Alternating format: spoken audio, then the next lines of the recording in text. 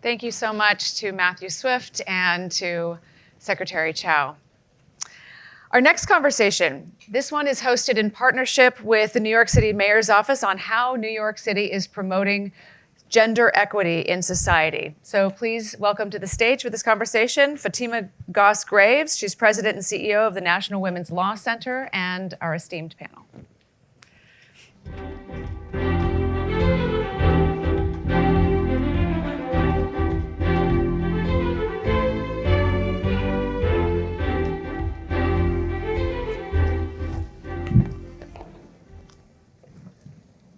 Well, I am really thrilled and honored to be with this mighty panel this morning.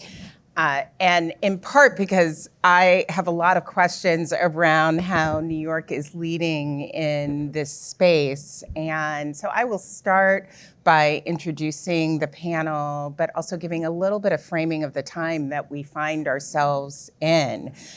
We are thrilled to be here with the first Deputy Mayor, Sheena Wright, with Deputy Mayor Ann Williams-Isom, and with Deputy Mayor Maria Torres-Springer, who I've had the privilege of working with over time. And you all are leading at a time where we just got the latest data on poverty and income, and poverty has increased around the country for the first time in several years. You're leading at a time where we have information about a gender pay gap that is stagnant and acute for Black and Latino women in particular, and at a time where we have seen rates of gender-based violence soar. And so we will start with you, and I'm going to call them, if it's okay, by the shorthand. So we will start with you, FDM Sheena. I hope I'm allowed to do that. And I'd love to hear how you are digging in New York with a women's agenda. Thank you so much, and we are very grateful to be here. One of the things I'll start by saying is that we have a leadership in city government of overwhelmingly women leaders, and we've never had that in New York City.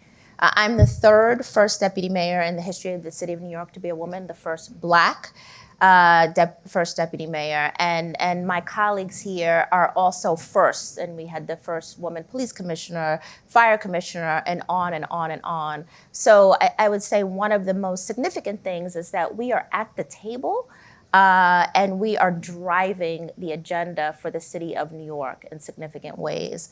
And as we sit at that table with those stark statistics that you just mentioned, one of the things that we're doing is looking internally. We have pay disparity in New York City government. We have 300,000 employees. So when we study that and make steps, concrete steps to fix it, that changes the ecosystem of certainly the city. And we have many other priorities. And one of the things that we all worked on coming into this administration was childcare. Access to childcare, affordable childcare, making sure that it was equitably available, looking at the childcare workforce, which is overwhelmingly women of color. That was one of the very first things that we did in this administration, is really come out with a clear plan to really significantly move the needle in that way. I'm going to go to you, DM Ann, because part of what you are thinking about every single day is the health and safety in this city. And we're having this conversation a little bit more than a year after the Dobbs decision. And people around the country are experiencing an upheaval when it comes to access to their health care. Yeah. And at the same time, we are finally seeing information put out really clearly around what the maternal mortality crisis is for Black women in particular. I'm wondering if you could talk about what this looks like in New York City and what you all are doing about it. So thank you so much, Fatima. And you said those statistics, and the first thing that I thought is that I do want people to leave here with hope, though, because I think the fact that we're having these conversations, that we are grounding them in data, and that we are looking and facing these issues, and we actually know what will work. So yes, here, back in March, we did the first ever New York City Women's Health Summit. We would like to make New York City the healthiest place for women and birthing people to live and to be. And so it's our focus and the goal for ourselves.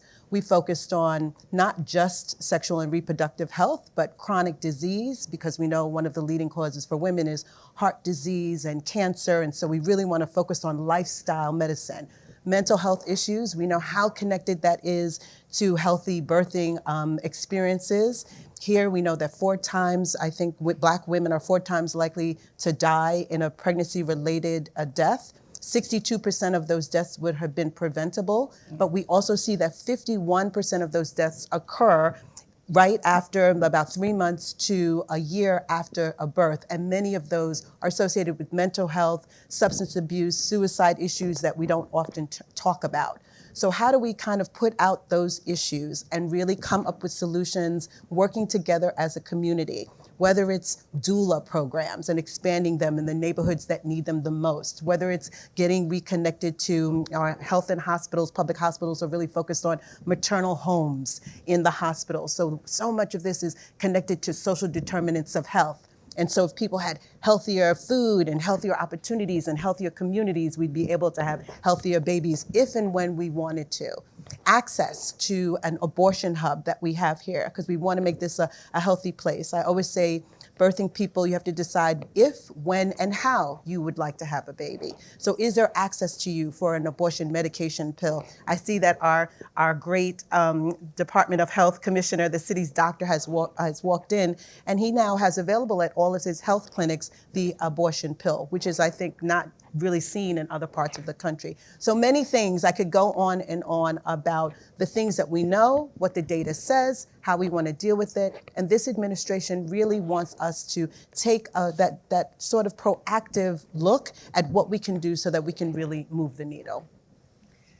I have to say that is really exciting to hear. I'm going to go to you, Dia Maria, because I started with a little bit of the information around the pay gap, which is stagnant. And one of the things that we know about the pay gap is that there are many different contributors. Some of it is being in the same job where people experience discrimination, but a lot of it is because of the care responsibilities that women are more likely to face, and the fact that occupational segregation, working in jobs that pay low wages versus access to high wage jobs, is less available. And so I'm curious, given those meaty and longstanding issues, how you are addressing it. Well, first of all, thank you for the question. It's wonderful to be here. Because they are long-standing and meaty, our approach in the administration has been to first name that, right? Like, the pay gap has existed for a very long time. Women make 86 cents for every dollar that men make in this city. It's worse for Black women at 64 cents, and even worse for Hispanic women at about 57. Those are long-standing issues, exacerbated, of course, by the pandemic, where women, and in particular women of color, were disproportionately impacted. And so what that means for us is that we can't just chase a return to normal. Mm-hmm. And more important than the programs, and I'm going to mention a couple because I think actual tactics are important here, but it's really, what's the approach? How do you tackle those issues in ways that are enduring? And for us, it means a few things. It means making women visible in the conversation.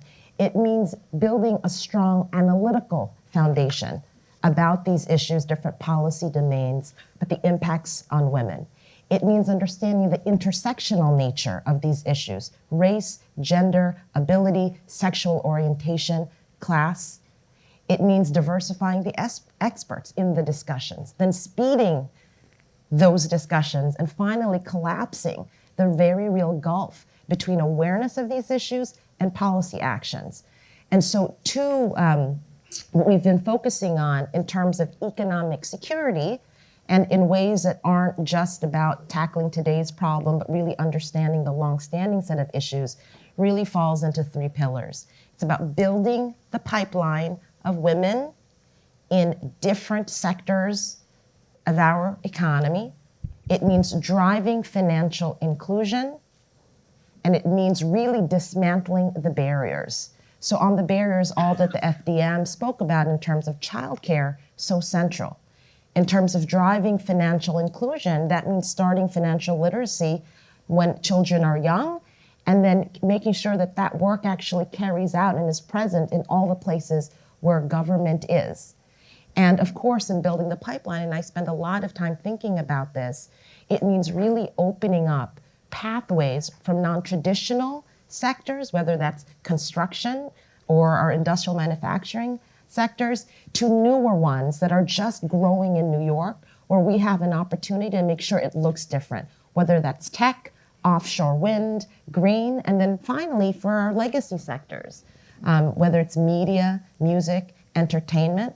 And so it's really that all hands on deck, kind of all of the above approach that we've been employing, without ever losing sight of the fact, and the first deputy mayor says this a lot, and it rings true, it's that we do a lot of programs, but programs cannot fix what policy is forged over time. That's right. And so we just try to remain mindful about both those things.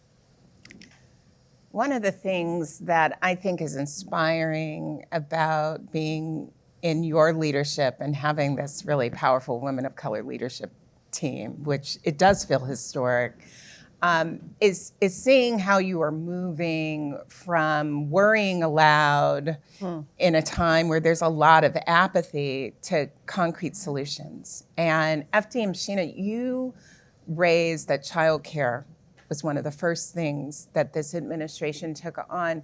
I am wondering if you could say a little bit more about how you went to worrying aloud about the child care crisis in this country to deciding to invest like it matters. Absolutely. So far, we've invested over $800 million in increasing access to affordable, high-quality care in the city of New York. What we knew, as DM Maria said, coming out of the pandemic, was almost 400,000 New Yorkers either left the workplace, downsized in terms of what they were doing with regard to work. And for our own economic recovery, it was really important to make sure that we made those investments. We looked grounded in data. There are childcare deserts, areas where for young children, there's just no access, so we wanted to focus there. We looked at eligibility and income levels and appreciated that a family of 4 making $70,000 a year would also need subsidized care, so expanding eligibility. Investing in the ecosystem of childcare providers, again, overwhelmingly women, making sure that we connected them with our small business services. They're entrepreneurs. And also making sure they had the right training and development so they can provide high quality care. So it's a comprehensive plan.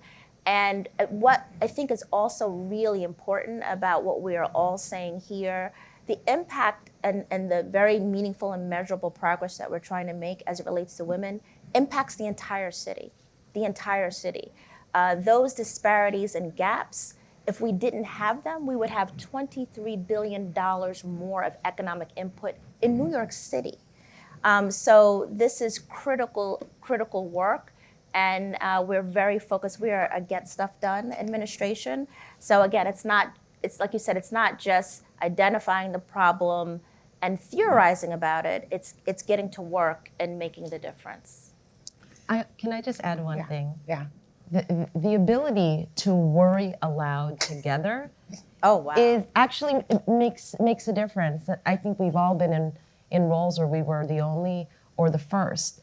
And what you find is that if you care about an issue, and if you care about women's issues, you care about API issues, if you're the first or the only, you worry aloud to yourself, and then it might stop there. but the ability to acknowledge together that these issues did not happen overnight. We bear the scars of generations of decisions made by policymakers in the past, but that the worrying aloud then becomes, well, they made those decisions, we can unmake them.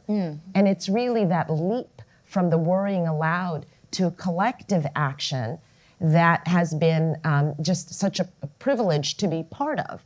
And obviously, New Yorkers are deserving of that type of commitment and action from their government.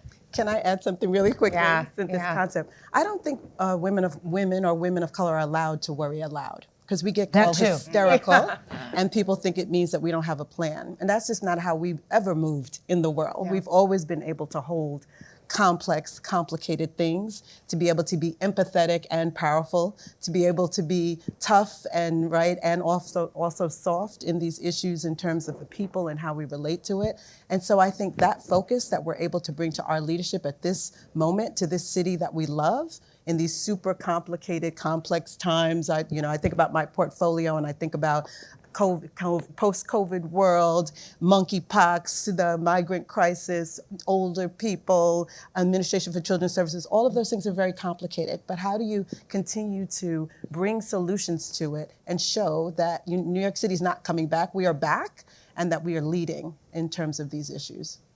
Yeah, and I have to say I was lucky enough to observe backstage a little bit the real relationship among you all, and so that ability to do that together, to be powerful together, is really, really exciting. I'm going to stay with you, Diem, and I have been thinking a lot about something that my good friend Tarana Burke, the founder of the Me Too movement, talks a lot about.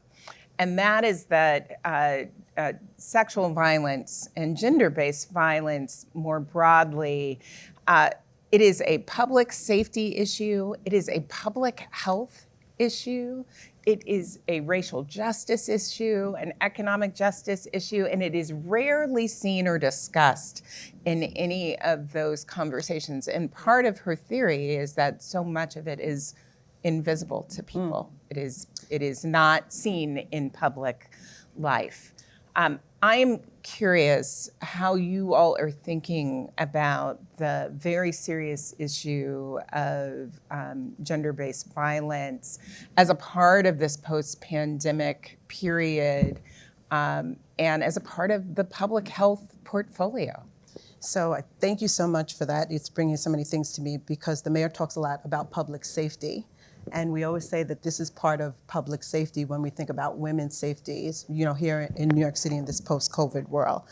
I think that when I look at the statistics here in New York City, women get killed by intimate partners, by partners more often than we would like, and no one even says anything about it. It's a line in a daily news article, and then we just kind of move on.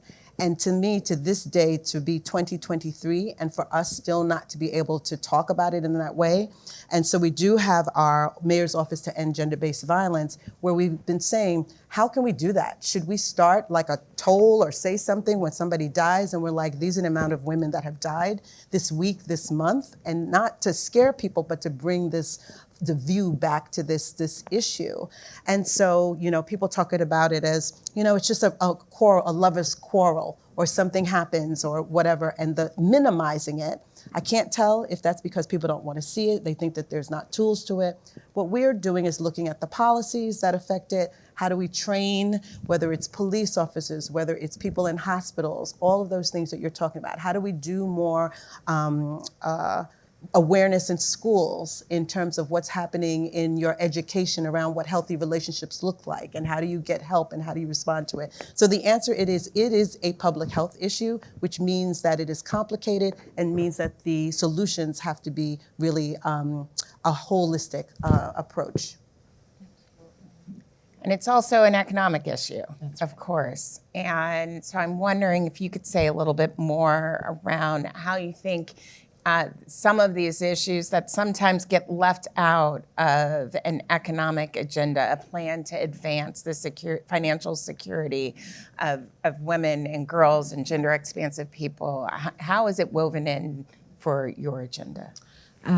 It's woven in because it's not siloed, I would say. It's woven in because it's not an afterthought. It's woven in because when we think about what it means to grow and support a sector, we have to, and we're joyful about thinking about how it has to reflect the full diversity and strength of New York City.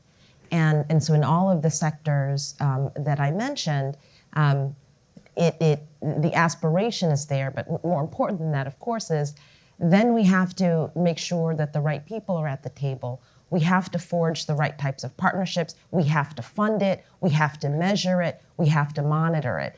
So it takes, I think, Fatima, that type of intentionality.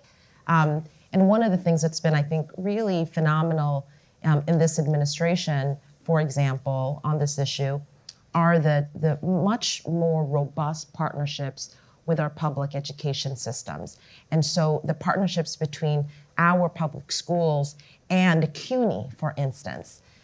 Those are incredible, important institutions that reflect the full diversity of New York City. And I think it's taken us some time as a city to say, if we're gonna grow tech, if we are going to birth a better green economy in New York City, we have to actually start when people are very young and to create those pathways from the DOE through CUNY into those sectors across the wide range of jobs. Otherwise, it's either hollow, it's fleeting, or it won't fully tap all of the potential that the First Deputy Mayor mentioned we're leaving on the table. So I think I have time for one last question for all of you. And I have been really, really excited to hear, again, the concrete things that you all have been bringing forward. I am curious of the things that you are working on, which I know are massive.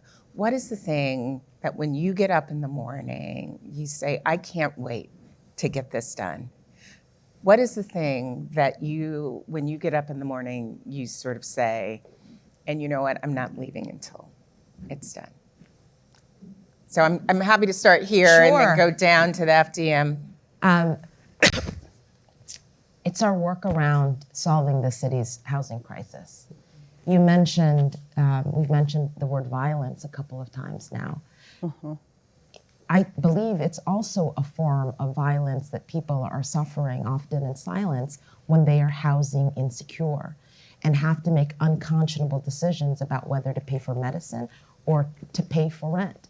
And when we have too many women and children sleeping in shelters, and when we have a functional zero vacancy rate for apartments that are affordable in this city. Mm. And so the work that we're doing to address that, from building faster in this city because it takes way too long, it's too expensive to build housing, building everywhere so that every neighborhood shares in the production of housing in this city, and in building together because we need the state and the federal government, and of course, in making the types of investments in our public housing that have been needed for decades and decades. That's the type of work that really fuels me and so many of our colleagues, and I think is critical not just for the well-being of families, but for the long-term prosperity and competitiveness of our city and region. Diane. Thank you for the question, and I know my colleague is going to be surprised by this answer, but I think it is the humanitarian crisis that New York City is dealing with right now. I actually think that there are solutions to it, and so I don't get up in the morning and say, oh my God, what are we gonna do? I get up in the morning and say, I think that we can, we are a city of immigrants. We have always been a city of immigrants. What are the tools that we need? What more tools are at our hand? What haven't we thought about? It's not necessarily something that we thought we were going to be dealing with in this administration. So the discipline to deal with a crisis and also the strategies that are on your agenda, things that you wanted to get accomplished. And so thinking about how complicated immigration is in this country, and that we might at this moment have a way to show a path forward, how people can come and contribute, I'm so proud of the 20,000 children that are in our schools right now and that are getting access to education, the folks that are coming here with the hope of the American dream and an ability to work, the complications of the legal aspects of this, the political aspects, and I think this eye is on New York City in a moment. And so I don't want to leave, or I look forward to knowing that we're going to come up with solutions that are going to be examples, not just for this nation, but for this globe, and how we want to deal with the global immigration issues that we have right now. FDM. Well, first of all, I've just got goosebumps, right? I love these women and the work that we get to do every day. And I think when I wake up in the morning, really issues that are rooted in equity and really making sure that all of the neighborhoods and the communities that have been left out of the forward progress of the city, rising tides do not lift all boats. And so here we are in 2023, and the very same 25 neighborhoods in central Brooklyn and the South Bronx and Southeast Queens, neighborhoods we grew up in, get left behind again, and again, whether it's around economic opportunity, educational opportunity, housing opportunity, health opportunity, and that every day getting up and making sure that those people and their experiences are at the table, and that the focus on unlocking opportunity for them so they can realize their full potential is something that certainly keeps me going and shoulder to the plow. What an honor to be with all of you today. Thank you so, so much to the deputy mayors, to the first deputy mayor. You have a big job ahead of you, but you have assembled together in the way that my superhero-loving children would admire. Thank you. Thank you so much. Thank you.